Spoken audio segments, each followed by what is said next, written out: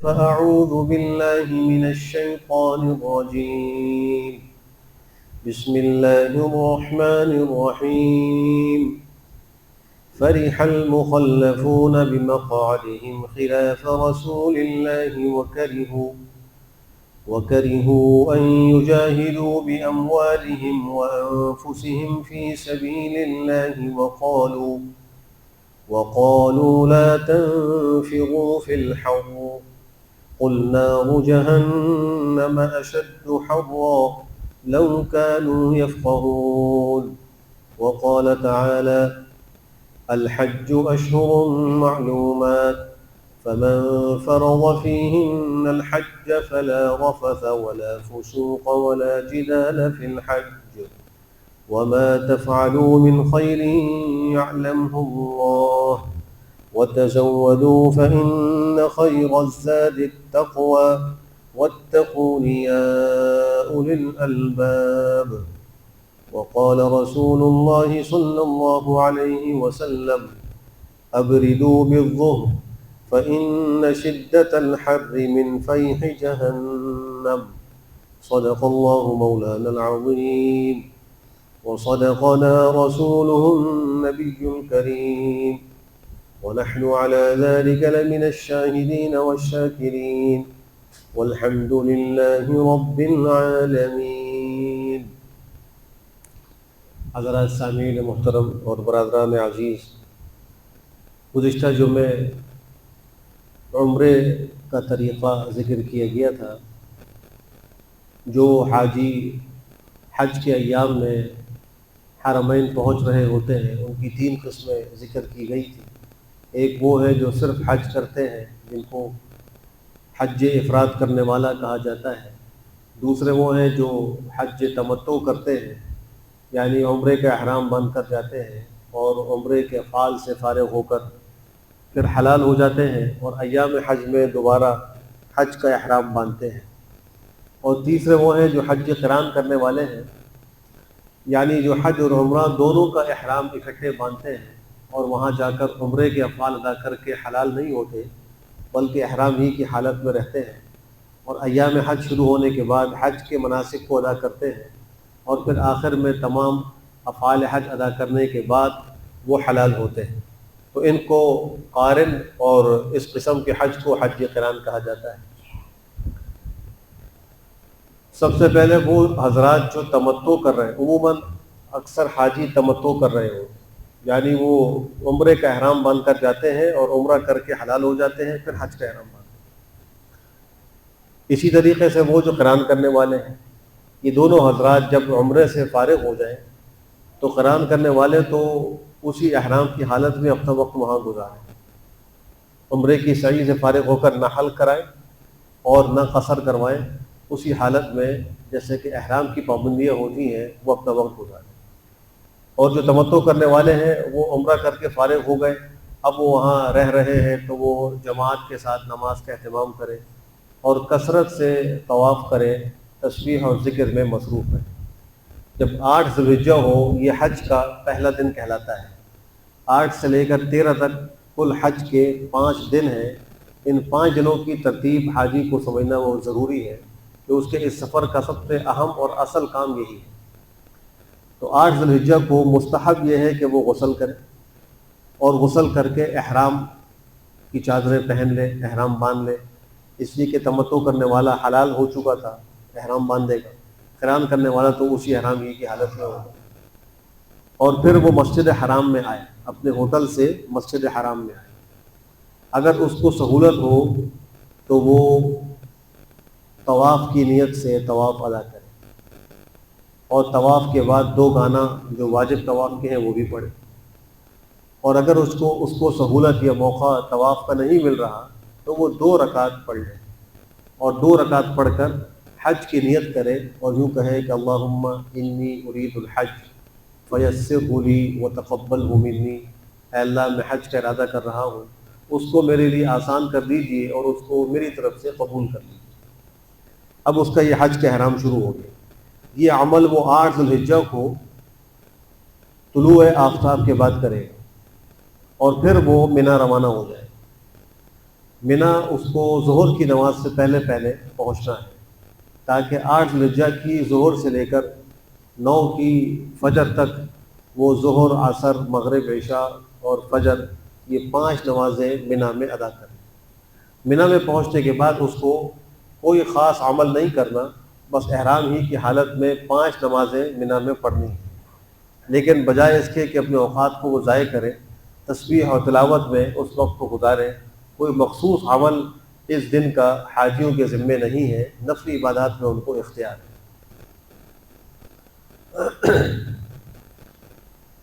بہت سے لوگ اس میں احتیاط نہیں کرتے اور وہ ظہر کی نماز بھی حرم ہی میں پڑھ کے جاتے ہیں، ایسا کرنا خلاف سنت ہے۔ حاجی کو چاہیے کہ اگر حج کر رہا ہے، اور اکثر و بیشتر زندگی میں انسان کو ایک ہی دفعہ حج کا موقع ملتا ہے، بار بار حج کرنے والے کم ہوتے ہیں، تو اس کو پورے اہتمام کے ساتھ سنتوں کی رعایت کے ساتھ حج کرنا چاہیے۔ تو وہ ظہر کی نماز جا کر وہاں ادا کریں، اور بقیہ جو 4 نمازیں ہیں ظہر کے بعد کی وہ بھی ادھر ہی پڑھیں۔ یہاں پر ایک نقطہ بھی ذہن میں رہے کہ اللہ سبحانہ وتعالی حج کے موقع پر بار بار یہ باور کراتے ہیں کہ دیکھو تمہارے لیے سب کچھ ہمارے حکم کے اندر ہے، تمہاری مرضی پر کچھ نہیں۔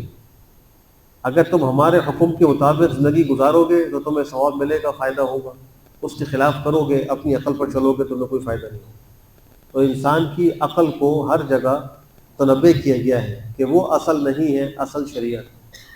شریعت کا حکم اس کی عقل میں نہ آئے تو بھی اس کو ماننا چاہیے، یہ کہہ کر کہ شریعت کا حکم ہے، میری عقل کا قصور ہے۔ ابھی دیکھیے کہ 8 ذی الحجہ کو حاجی کو حکم ہو رہا ہے کہ تم منا جاؤ اور جا کر وہاں 5 نمازیں پڑھو۔ مسجد حرام کی 1,00,000 نمازوں کے ثواب کو چھڑوا کر اس کو وہاں بھیجا جا رہا ہے۔ اب اگر کوئی آدمی اپنی عقل سے سوچے اور کہے کہ مجھے منا میں جا کے تو کچھ نہیں کرنا، نہ وہاں ابھی رمی کا موقع ہے، نہ کوئی اور کام ہے، میں ادھر ہی مسجد حرام میں رہ کر 5 نمازیں یہاں پڑھوں گا تو مجھے ہر نماز پر 1,00,000 نمازوں کا ثواب مل جائے گا، اور یہیں سے میں عرفات چلا جاؤں گا۔ تو ایسا کرنے والے کو بجائے ثواب کے الٹا سنت کے خلاف عمل پر پکڑ کا اندیشہ ہے کہ اس کی پکڑ نہ ہو جائے، اس کے اوپر کوئی گناہ نہ آ جائے کہ تم نے پیغمبر کے طریقے کے خلاف کیوں کیا، جب ہم نے حکم دے دیا کہ اب تم کو یہاں سے کوچ کرنا ہے، مسجد حرام کو، بیت اللہ کو چھوڑنا ہے، مسجد حرام کی نماز کو بھی تم نے چھوڑنا ہے، اور جا کر منا کے میدان میں رہنا ہے اور وہاں کچھ نہیں کرنا، خالی 5 نمازیں پڑھنی، کوئی خاص عمل تمہارے لیے نہیں۔ تو یہ اس کو بتلایا جا رہا ہے کہ تمہاری عقل یہ کچھ حیثیت نہیں رکھتی ہماری نگاہ میں، اصل ہمارا حکم ہے۔ زندگی کے مختلف مراحل میں انسان کو ایسی نوبت پیش آتی ہے کہ وہاں اس کی عقل کچھ اور کہہ رہی ہوتی ہے، شریعت کچھ اور کہہ رہی ہوتی ہے۔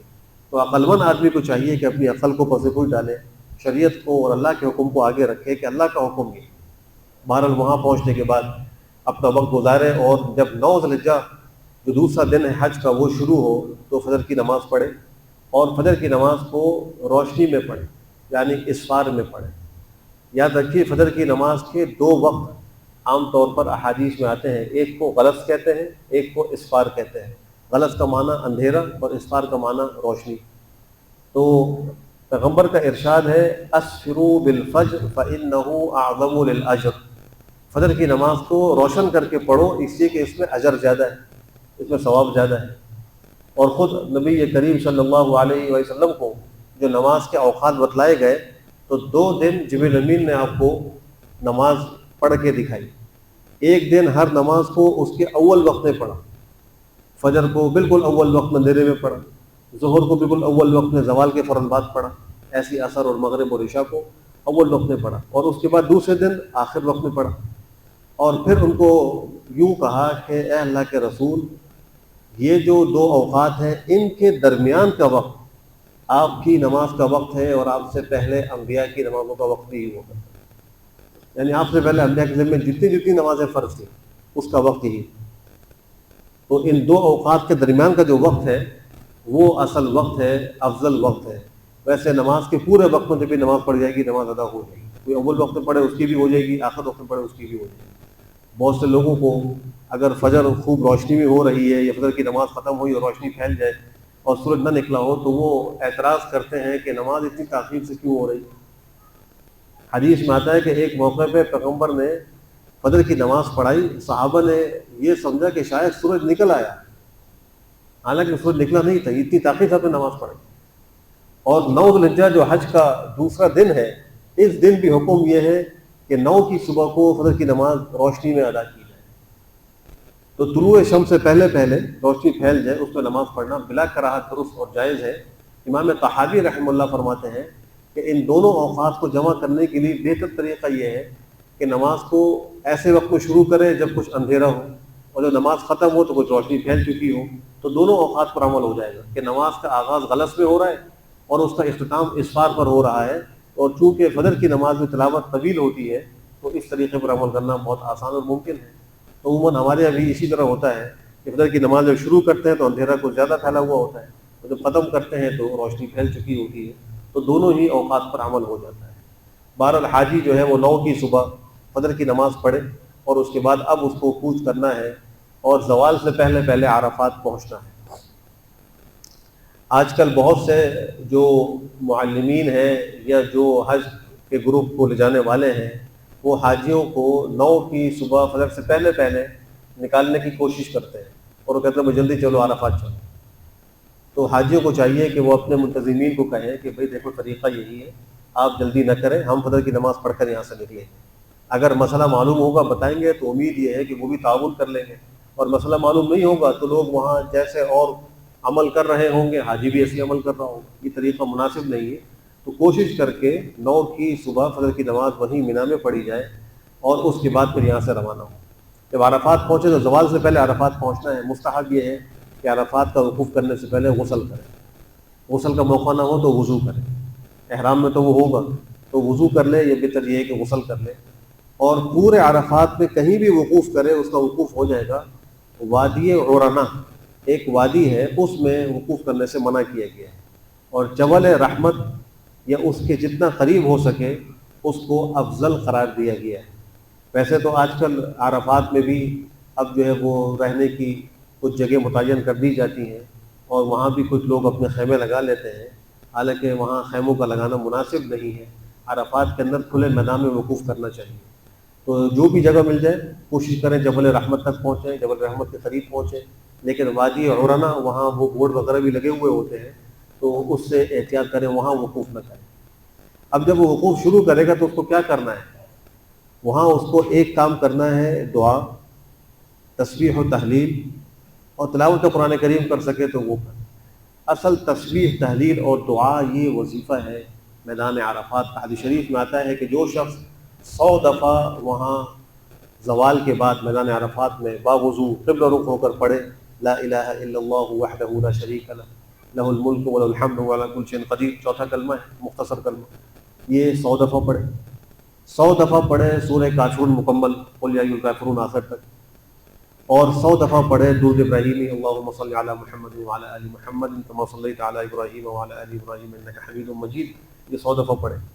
تو اللہ سبحانہ وتعالیٰ فرشتوں کو فرماتے ہیں کہ بتاؤ اس شخص کی کیا جزا ہو جس نے میری بڑائی بھی بیان کی، میری تحلیل بھی کی، پیغمبر پر درود شریف بھی پڑھا اور اس نے توحید بھی بیان کی، تو اس کی جزا کیا ہونی چاہیے.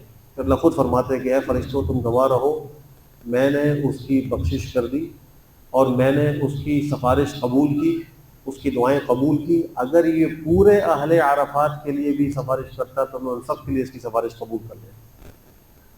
عرفات کے میدان میں جو وقوف ہے یہ حج کی اصل روح ہے، اصل فریضہ یہی عرفات کا وقوف ہے، اسی کو حج قرار دیا گیا ہے.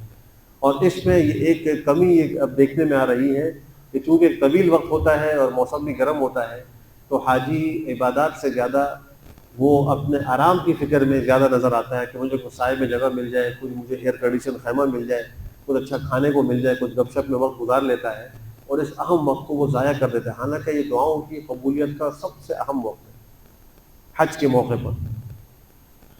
2012 میں ایک خاتون تیونس سے سفر کر آئیں جو نابینا تھی اور ڈاکٹروں نے ان کو لا علاج قرار دے دیا. اپنے بچوں کے ساتھ آئیں، میدان عرفات میں پہنچی اور اللہ سے گڑگڑا کے دعائیں کی. اللہ نے ان کی بینائی کو لوٹا دی، ان کی بینائی واپس لوٹ آئی.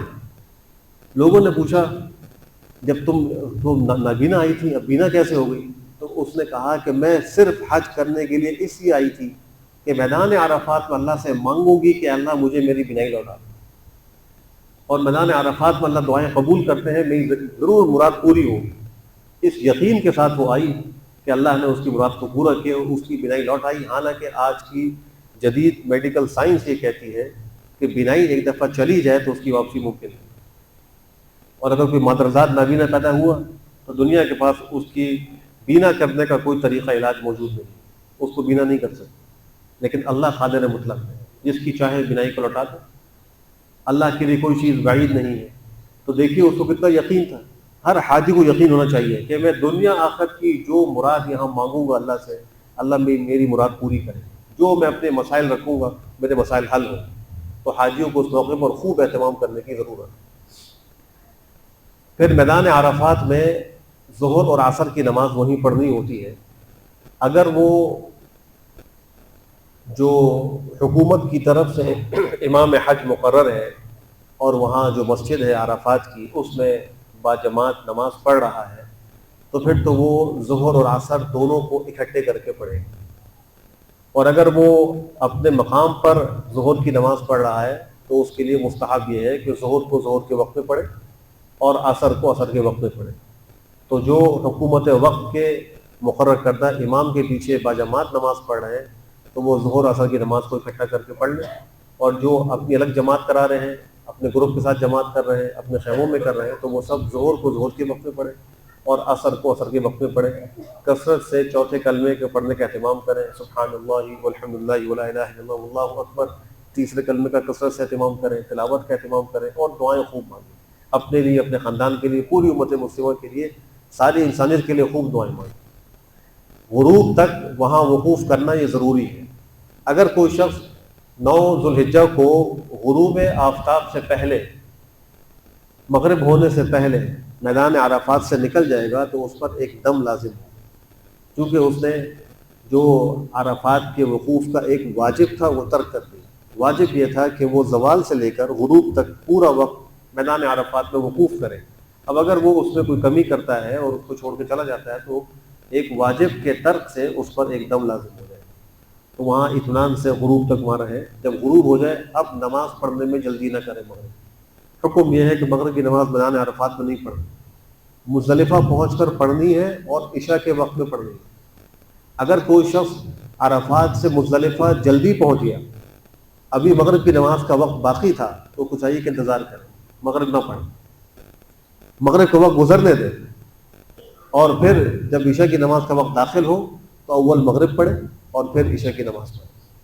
اور مغرب کی سنتیں بھی درمیان میں نہ پڑھیں۔ جمع کرنے کا طریقہ یہی ہوتا ہے کہ مغرب کی 3 رکعت پڑھے گا جو بھی وہاں حاجی ہوگا، چاہے مسافر ہو چاہے وہاں پر اس نے اقامت کی نیت کی ہو، دونوں صورتوں میں مغرب کی تو نماز 3 رکعت ہی پڑھے، اور اس کے بعد جب 3 رکعت سے فارغ ہو تو عشاء کے فرض پڑھے گا۔ اب اگر حاجی کا وہاں قیام اتنا تھا کہ وہ وہاں مسافر نہیں رہا بلکہ مقیم ہو گیا ہے تو وہ عشاء کی 4 رکعت پڑھے، اور اگر وہ اس موقع پر مسافر تھا، اس کے 15 دن وہاں نہیں ہوئے تھے، تو پھر وہ عشاء کے 2 فرض پڑھے۔ جب 2 فرض پڑھ لیے تو اس کے مغرب اور عشاء کے فرض ادا ہو گئے۔ اب وہ مغرب اور عشاء کی سنتیں اور وتر بالترتیب پڑھے، یعنی عشاء کے فرض پڑھنے کے بعد پہلے 2 سنتیں مغرب کی پڑھے، پھر 2 سنتیں عشاء کی پڑھے، اور پھر 3 رکعت وتر کی وہ پڑھ لیں۔ اب اس کی نمازیں یہ پوری ہو گئی۔ اگر کوئی شخص عرفات سے نکلا اور اس کو مزدلفہ پہنچنے میں اتنی تاخیر ہوئی کہ طلوع فجر ہونے لگی، کوئی عذر، کوئی ایسا حادثہ پیش آ گیا، کوئی ایسی پریشانی پیش آ گئی خدا نخواستہ کہ وہ نہیں پہنچ سکا، اور وہ سمجھتا ہے کہ عشاء کی نماز کا وقت بھی نکل جائے گا، تو پھر اس کو چاہیے کہ جہاں موجود ہے وہیں پر مغرب عشاء پڑھ لے، چاہے مزدلفہ نہ پہنچا ہو۔ اگر پہنچ گیا تو عشاء کے وقت کا انتظار کرے، وقت آگے دونوں پڑھ لیں، اور نہیں پہنچ سکا خدا نخواستہ تو طلوع فجر سے پہلے بہرحال دونوں نمازیں پڑھ لیں، اس کو قضا نہ کریں۔ اب یہ جو مزدلفہ پہنچا ہے یہاں پر 2 کام ہیں، ایک ہے مزدلفہ کی رات میں وہاں قیام کرنا، اور ایک ہے مزدلفہ کا وقوف کرنا۔ مزدلفہ کی رات میں وہاں قیام کرنا اور رکنا سنت مؤکدہ ہے۔ جب حاجی عرفات سے وہاں پہنچ گیا تو مزدلفہ میں مشعر الحرام کے قریب جگہ ملتی ہے، بہت اچھی بات ہے، ورنہ جہاں جگہ ملے پورا مزدلفہ وہ اس کے قیام کی اور وقوف کی جگہ ہے، تو وہاں وہ رات گزاریں سنت مؤکدہ کی نیت سے۔ اور یہ رات بھی بڑی قیمتی رات ہے، علماء نے اس رات کو شب قدر اور شب جمعہ سے بھی افضل قرار دیا۔ بہت سے حاجی اس میں سستی کرتے ہیں اور اس کی اہمیت کو ان کو اندازہ نہیں ہوتا، اور اس رات کو وہ ایسی ضائع کر دیتے ہیں۔ اس رات میں بھی خوب دعاؤں کا اہتمام، خوب عبادات، نوافل کا اہتمام اور تلاوت کا اہتمام وہ کیا جائے، یہاں تک کہ فجر کی نماز کا وقت داخل ہو جائے۔ جب طلوع فجر ہو تو یہاں پر فجر کو اول وقت میں پڑھنا ہے۔ عرفات سے پہلے جو منا سے نکل رہے ہوتے ہیں تو وہاں تو فجر کی نماز 9 تاریخ کو تاخیر سے پڑھنا ہے، روشنی کے اندر اس کو پڑھنا مستحب ہے، لیکن مزدلفہ کی جو صبح ہے اس کی فجر کی نماز کو اول وقت میں اندھیرے کے اندر پڑھنا ہے، اور اس کے بعد پھر اس کا وقوف شروع ہوگا۔ تو جو وقوف کا وقت ہے وہ طلوع فجر سے لے کر طلوع شمس سے پہلے تک ہے۔ اس وقت میں اگر اس نے کچھ دیر بھی وقوف کر لیا تو اس کا واجب ادا ہو گیا، اور اگر وہ طلوع فجر سے پہلے ہی منا کو روانہ ہو گیا تو ایک واجب کے ترک کی وجہ سے اس پر دم لازم ہو جائے گا۔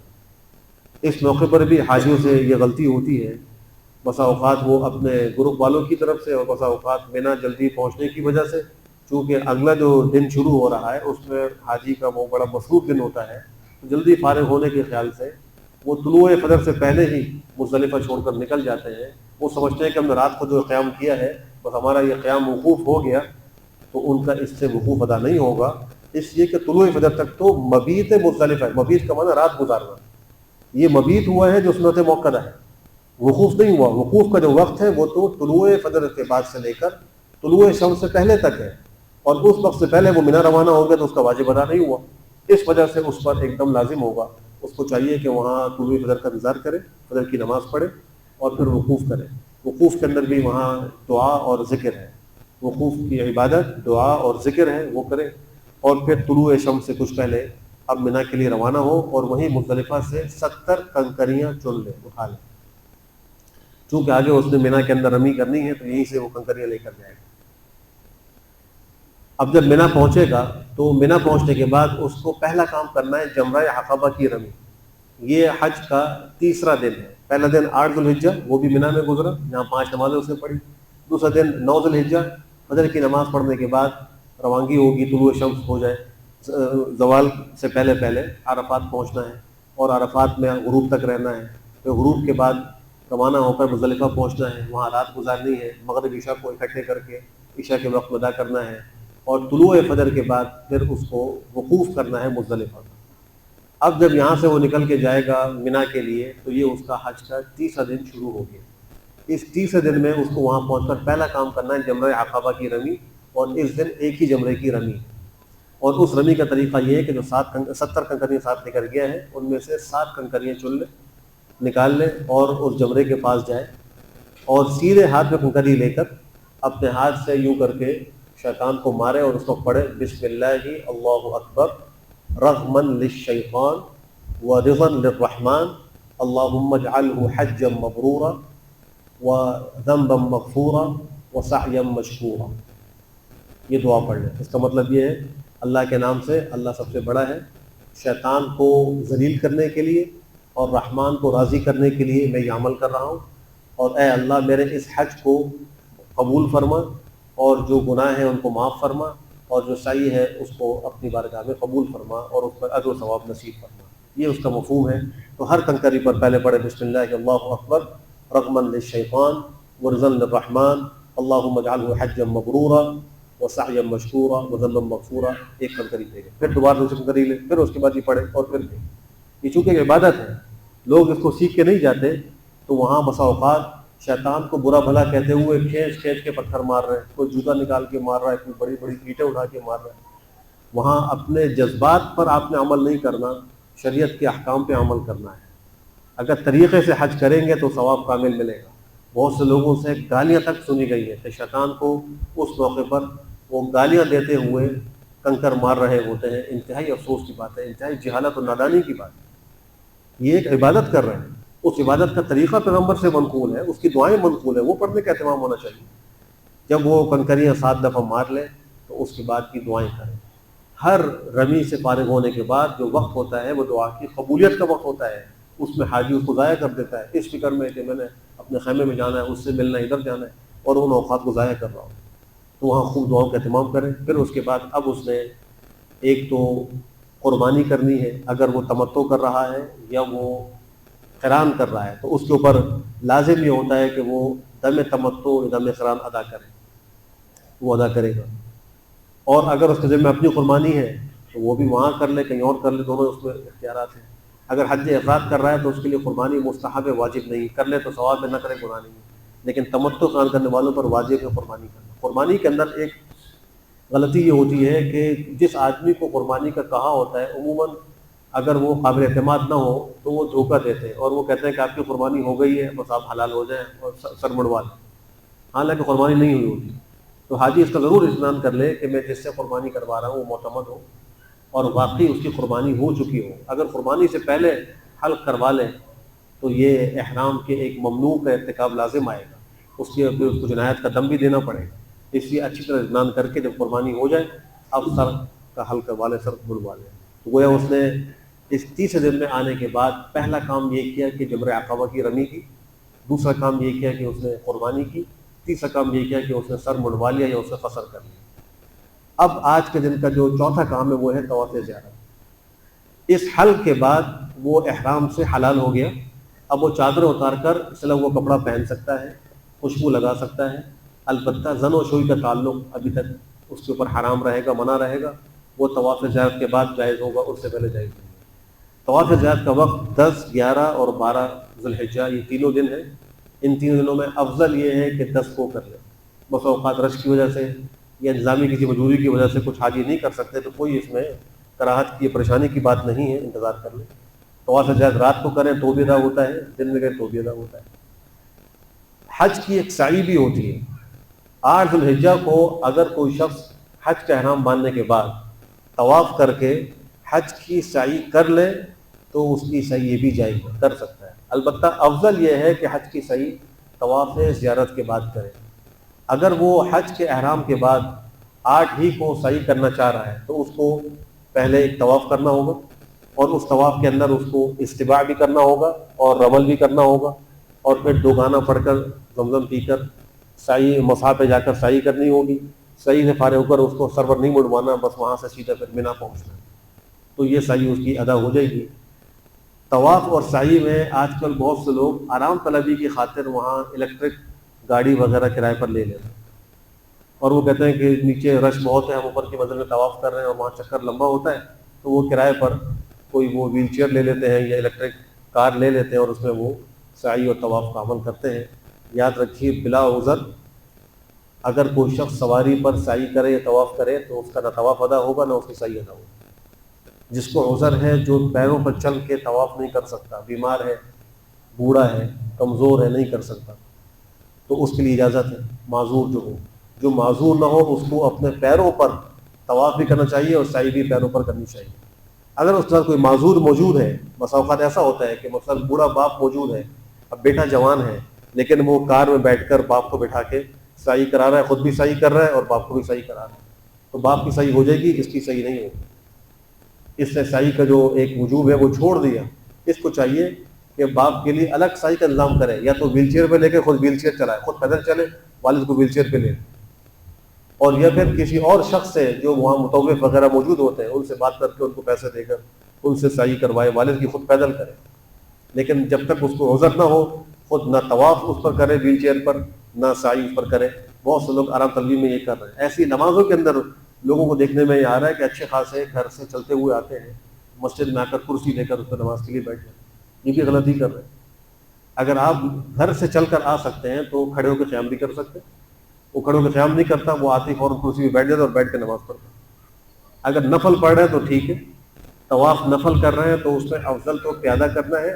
اگر نفلی طواف ویل چیئر پہ کریں تو وہ بھی ہو جاتا ہے. لیکن جو واجب طواف ہے، ضروری طواف ہے، تو ان کو بلا عذر ویل چیئر پہ کرنے کی اجازت نہیں ہے.